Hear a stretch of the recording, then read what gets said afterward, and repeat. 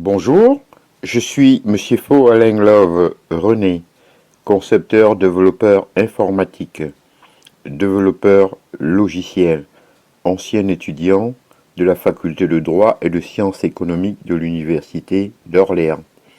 Aujourd'hui, dans le cadre du cours sur l'économie générale, nous allons étudier la propriété privée.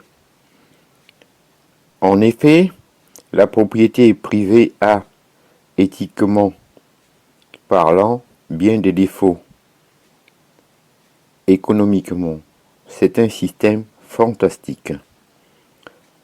Les systèmes fondés sur la propriété privée règlent le problème économique par ce qu'on appelle l'appropriation privative. La rareté des ressources est gérée de manière la plus juste qui soit. Une minorité s'empare de la totalité de l'essentiel des richesses et en prive le reste de la population. Généralement, cette affaire se règle d'abord par la violence. Par la suite, un système social est établi qui pérennise les positions acquises. Les descendants des guerriers conquérants deviennent des seigneurs propriétaires, des patriciens, des nobles, les enfants des expropriés, des esclaves, des serfs, des parias.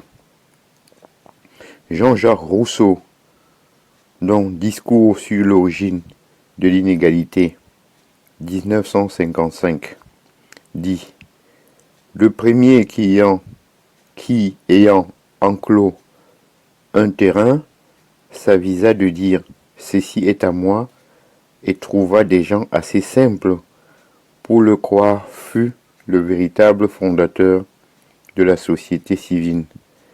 Que des crimes de guerre, de meurtres, de misère et d'horreur n'eût point épargné au genre humain.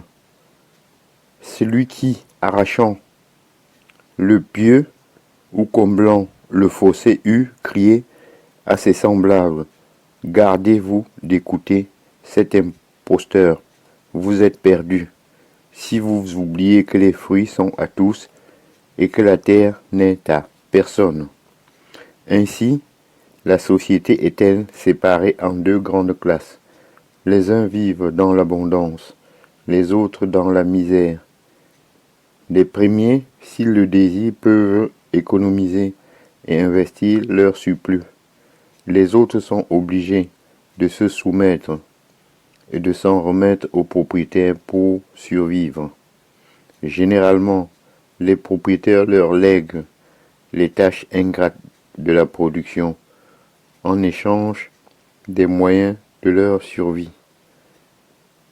C'est ce système qui a dominé le monde jusqu'au Moyen Âge, jusqu'à l'âge moderne, s'il vous plaît.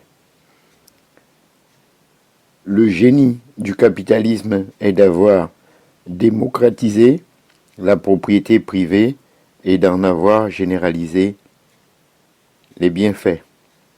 L'égoïsme devient donc le ressort le plus puissant d'un système économique et jamais eu. S'y ajoutent deux autres ressorts, le gaspillage et l'insouciance. Ainsi, j'en ai donc terminé avec la propriété privée et je vous en remercie.